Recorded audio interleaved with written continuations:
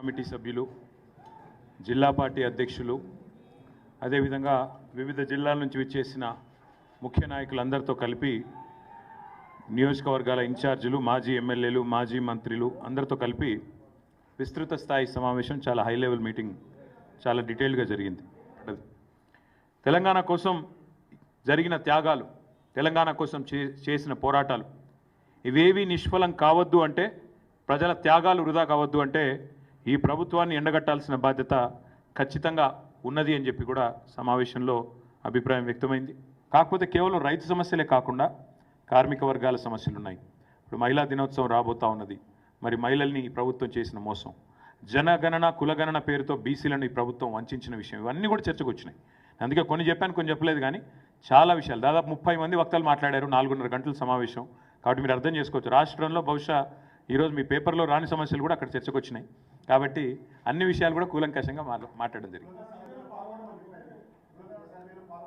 మేము అడిగింది ఏంది, ఒక్క నిమిషం, మేము అడిగింది మీరు చేసిన కులగణన తప్పుల తడక రీసర్వే చేయండి అన్నాం. మళ్ళీ ఒక పరిహాసం మాదిరిగా, ఒక జోకులాగా, ఎంత సిల్లి అండి, నాకు అర్థం కాదు. అసలు కామన్ సెన్స్ ఉందా ముఖ్యమంత్రికి? అసలు ఇప్పుడు కేసీఆర్ గారు, కేటీఆర్ గారు పాల్గొనలేదని పదే పదే పదే పదే పాడిందే పాటారంటే అది చెప్తా ఉన్నాడు. నా ఎలక్షన్ అఫిడవిట్లో నా కులం లేదా? నాది ఏం తెలుసుకునేది? కొత్తగా ముఖ్యమంత్రి సంవత్సరం నుంచి తవ్వుతూనే ఉన్నాడు నా మీద, ఏం కేసు పెట్టాలని. నా గురించి తెలియదేముంది ఆయన? ఆస్తుల వివరాలు ఉన్నాయి, నా కులం పేరు ఉన్నది, నా అన్నీ ఉన్నాయి. ఆయన దగ్గర లేనిదేం పాడైంది? అసెంబ్లీ స్పీకర్ అడిగితే ఆయన ముఖాన కొడతాడు. నేనేమంటున్నా అంటే, చిల్లర మదాకులు చేయొద్దు. ముఖ్యమంత్రి అంటోడు ఈ చిల్లర మదాకులు చేయొద్దు. నీకు బీసీలో మీ చిత్తశుద్ధి ఉంటే 42% రిజర్వేషన్ ఎట్లిస్తావో చెప్పు. రాహుల్ గాంధీ ఏం చేస్తాడో చెప్పు. నీ పార్టీ ఏం చేస్తుందో చెప్పు. బీసీల మీద ప్రేమ ఉంటే 42% రిజర్వేషన్ ఇచ్చే మాట నిజమే అయితే ఎట్లా నీ కార్యాచరణ ఏందో చెప్పు. ఇంకొక మాట, ఇలా చాలా సిల్లీగా మాట్లాడుతున్నాడు, ఎట్లా సాధ్యమవుతుందని మాట్లాడుతున్నాడు. మరి ఎట్లా సాధ్యమవుతుందని ఎలక్షన్ల ముందు తెలియదా?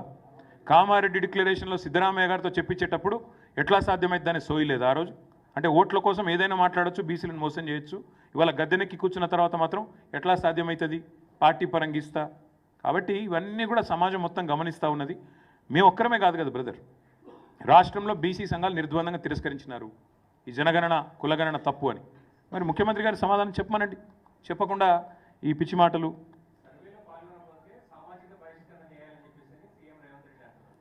ఎవరిని ఎవరు బహిష్కరిస్తారో చూద్దాం బ్రదర్. ఎందుకంటే ఆయన ఎవరు దేక్తలేడు, ఆయన బాధ ఆయనకుంది. మంత్రులు పట్టించుకుంటలేరు, పార్టీలో వర్కింగ్ ప్రెసిడెంట్ పట్టించుకుంటలేడు, ప్రజలు పట్టించుకుంటలేరు. బయటకు పోదామంటే భయం అవుతుంది, ఇంట్లో కూడా పట్టించుకుంటారో లేదో డౌటు. నేను ఏమంటున్నా అంటే, ఈ పిచ్చి మదాకులతో ఎక్కువ రోజులు టైంపాస్ ముచ్చట్లతో గవర్నమెంట్ నడపలేము. బజార్ భాష మాట్లాడడం ఈజీ, కేసీఆర్ గారు ఇదివరకు చెప్పారు. బజార్ భాష మాట్లాడి 4 డైలాగులు పంచ్ డైలాగులు కొట్టడం ఈజీ, పరిపాలన చాలా కష్టం. అలా కూర్చుంటే తెలుస్తుంది. ఇలా ఎవరి సత్తా ఏందో ప్రజలకు అర్థమైంది, మిత్రులు చేశారు. కాబట్టి దాన్ని కూడా తప్పకుండా చాలా విస్తృతంగా చేపడతాం. సభ్యత్వ నమోదు కార్యక్రమం పార్టీ యొక్క గ్రామ కమిటీలు, వార్డు కమిటీలు, మండల కమిటీలు, పట్టణ కమిటీలు, జిల్లా మరియు రాష్ట్ర కమిటీ, తర్వాత అక్టోబర్ మాసానికి వచ్చేసరికి మా పార్టీ యొక్క రాష్ట్ర అధ్యక్ష పదవి ఎంపిక, ఇవన్నీ కూడా ఈ సంవత్సరమే జరగబోతా ఉన్నాయి. కాబట్టి ఒకవైపు రజతోత్సవ సంబురాలు, మరొక వైపు పార్టీ నిర్మాణం, ఇంకోవైపు ప్రజా పోరాటాల మీద మరి సమాలోచనలు, ఇవన్నీ కూడా కేసీఆర్ గారు చాలా వివరంగా చెప్పారు. దాంతోపాటు మిత్రులు కొన్ని మంచి సూచనలు కూడా వచ్చినాయి. శిక్షణా శిబిరాలు నిర్వహించాలి. మన పార్టీ కార్యకర్తలకే కానీ, విద్యార్థి విభాగమే కానీ, ఫ్రంటల్ ఆర్గనైజేషన్స్ అయిన మహిళా విభాగం, మైనారిటీ విభాగం, కార్మిక విభాగం, వీరందరినీ కూడా యాక్టివేట్ చేయాలి. శిక్షణ కార్యక్రమాలు, సోషల్ మీడియా కమిటీలు ఇవన్నీ వేయాలని చెప్పి కూడా చాలామంది మిత్రులు సూచనలు చేసినారు. మరి వాటిని కూడా దాదాపు ఇందాక నేను చెప్పినట్టు 30 మంది మిత్రులు ఎవరెవరైతే మాట్లాడినారో ఇవన్నీ కూడా చాలా వివరంగా చర్చ జరిగింది. అదేవిధంగా చాలామంది ప్రజా సమస్యలు కూడా చాలా విస్తృతంగా చెప్పారు. ఇంకా ఎండాకాలం రానేలేదు, కరెంటు కోతలు, తాగునీటి ఇబ్బందులు, విద్యా వైద్యం విషయంలో దారుణ వైఫల్యం, ఇవన్నీ కూడా ఇవాళ ప్రజలు ఎత్తి చూపుతూ ఉన్నారు. వాటి విషయంలో కూడా విస్తృతమైన చర్చ జరిగింది. అదే మాదిరిగా ఈరోజు ఈ ప్రభుత్వం కేంద్రం మీద పోరాటం చేయడంలో, మన హక్కులను కాపాడడంలో విఫలమవుతుంది అనే మాట కూడా ఇవాళ సమావేశంలో చర్చకు వచ్చింది. ముఖ్యంగా కృష్ణా జలాల విషయంలో కాంగ్రెస్ పార్టీ, కాంగ్రెస్ ప్రభుత్వం రాష్ట్ర ప్రయోజనాలతో చెలగాటమాడుతున్నదనే మాట కూడా మిత్రులు నల్గొండ జిల్లాకు సంబంధించి జగదీష్ రెడ్డి గారు, మహబూబ్నగర్ సంబంధించి నిరంజన్ రెడ్డి గారు ఇంకా శ్రీనివాస్ గౌడ్ గారు ఇతర మిత్రులు కూడా ఈ విషయంలో చాలా విస్తృతంగా వారు కూడా చర్చ పెట్టడం జరిగింది.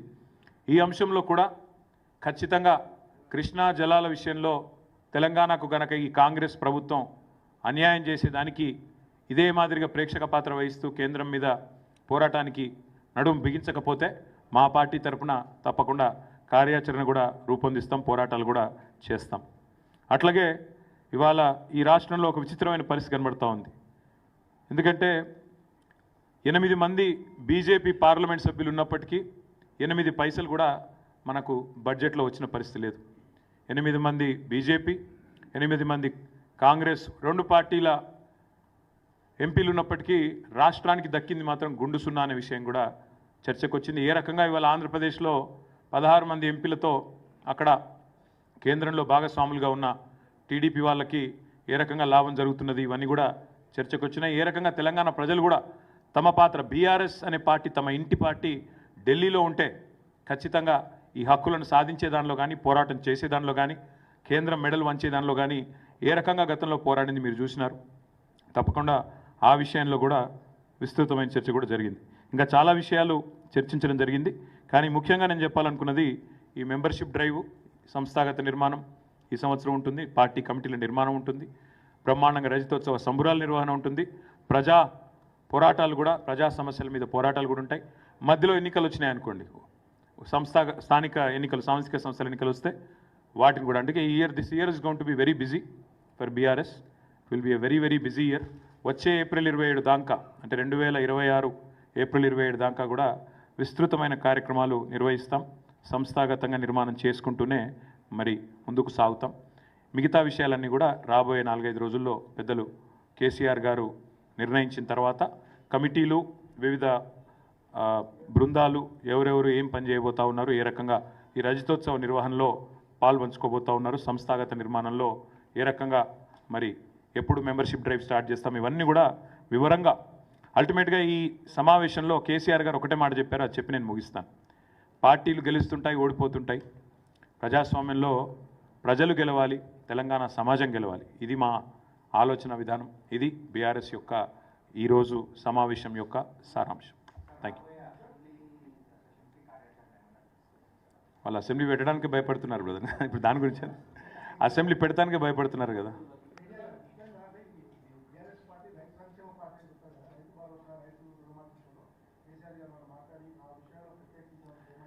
కేసీఆర్ గారు పార్టీ ఇప్పటిదాకా ఈ గత 14 నెలలుగా చేస్తున్న వివిధ కార్యక్రమాలు, ముఖ్యంగా నిరంజన్ రెడ్డి గారి నేతృత్వంలో మొన్న రైతు స్థితిగతుల అధ్యయనానికి ఒక కమిటీ ఏదైతే తీసుకున్నామో వారు చక్కగా పనిచేస్తున్నారు, జిల్లాల పర్యటనలు చేస్తున్నారు.